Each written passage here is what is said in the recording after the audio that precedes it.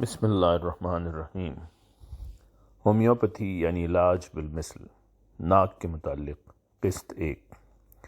حضرت خلیفۃ المسیح الرابع رحمہ اللہ تعالیٰ کی کتاب ہومیوپیتھی یعنی علاج بالمثل کی ریپرٹری یعنی ادویہ کی ترتیب بلحاظ علامات تیار کردہ THHRI قسط 15، مضمون ڈاکٹر طاہر حمید چچا۔ ایڈرینالین۔ ہومیوپیتھی طریقہ علاج میں یہ دوا ہر قسم کے سیلان خون کو روکنے میں مدد دیتی ہے۔ پھیپھڑوں، ناک، انتڑیوں، رحم یا کہیں اور سے خون جاری ہو جائے اور اسے روکنے کے لیے کسی دوا کی واضح علامتیں نہ ہوں تو ایڈرینالین کو بھی فوری ضرورت کے لیے استعمال کیا جا سکتا ہے۔ خصوصاً نکسیر میں اسے بہت مفید پایا گیا ہے۔ کئی سرجن آپریشن سے پہلے اس کا استعمال کرتے ہیں تاکہ خون ضائع نہ ہو۔ ایتھوزا سائنپیم، فولز پارسلے۔ ناک گاڑھی رطوبت کی وجہ سے بند ہو جاتا ہے۔ ناک کی نوک پر چھیلنے کا احساس اور چھینکنے کی بے سود کوشش ایتھوزا کی علامات میں سے ہے۔ Agnes casts, the chest tree. حیض میں کمی آ جاتی ہے، بانجھ پن پیدا ہو جاتا ہے اور ازدواجی تعلقات سے نفرت ہونے لگتی ہے۔ زردی مائل لیکوریا کا اخراج ہوتا ہے۔ مریضہ میں بے چینی، خوف اور مایوسی کے آثار ظاہر ہونے لگتے ہیں۔ وہ ہر وقت غمگین رہتی ہے اور بعض اوقات ہسٹیریائی علامات پیدا ہو جاتی ہیں۔ رحم میں سوزش ہوتی ہے، ناک سے خون بہتا ہے۔ ایگنس کاسٹس ان سب علامات میں مفید ہے۔ ایگنس کاسٹس میں ناک کی ہڈی میں درد ہوتا ہے جسے دبانے سے آرام آتا ہے۔ بعض قسم کی خوشبوؤں سے زود حسی ہوتی ہے۔ رخساروں پر خارش اور چونٹیاں رینگنے کا احساس بھی ایگنس کاسٹس کی خاص علامت ہے۔ ایلیم سیپا، ریڈ انین۔ ایلیم سیپا سرخ پیاز سے تیار کی جانے والی دوا ہے جو سردی کے موسم میں ہونے والے نزلہ زکام میں بہت مفید ثابت ہوتی ہے۔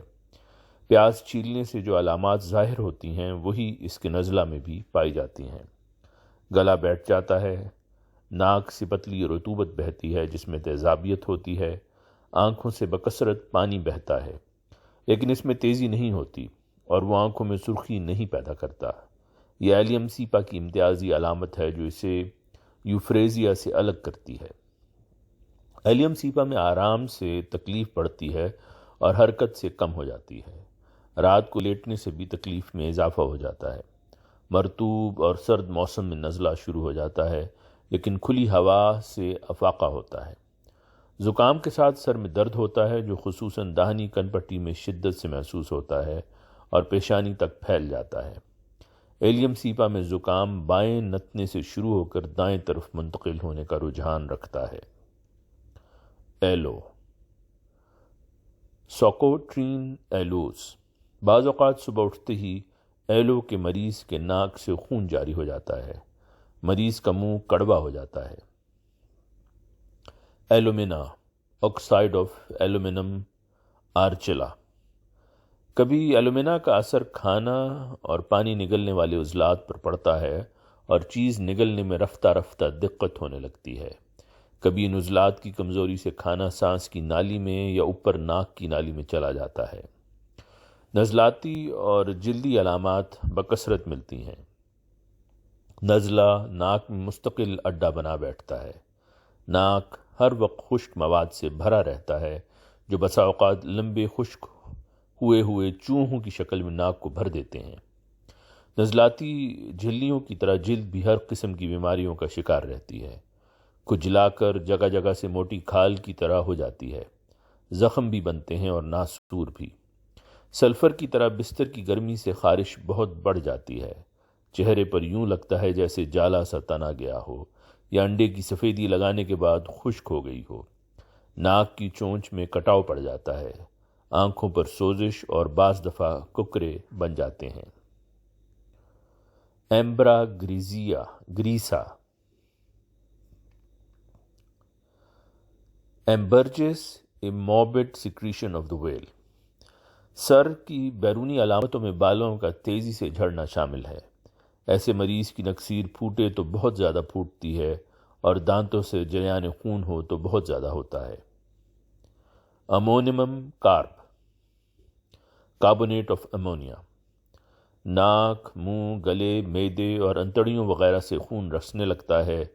اگر یہ سیاہ رنگ کا ہو اور کچھ پتلا ہو تو امونیم کارب اس کی بہترین دوا ہے۔ انتھرا کوکلی، ناک کے نتھنے اور ناخنوں کے کندرے پھٹنے لگیں اور زخم بن جائے تو انتھرا کوکلی مفید ثابت ہوتی ہے۔